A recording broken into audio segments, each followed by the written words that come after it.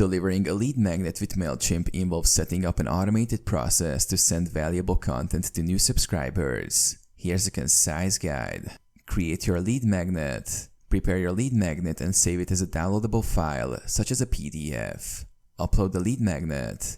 In Mailchimp, go to the Content section under Campaigns and select Content Manager. Click Upload to add your lead magnet file. Once uploaded, know the file URL for later use. Set up an automated email. Go to the Automations tab and click Create Automation.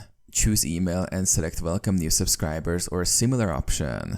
Click Begin to start setting up your automated email. Design your email. In the email builder, customize a message to introduce your lead magnet. Include a link or button for downloading the file.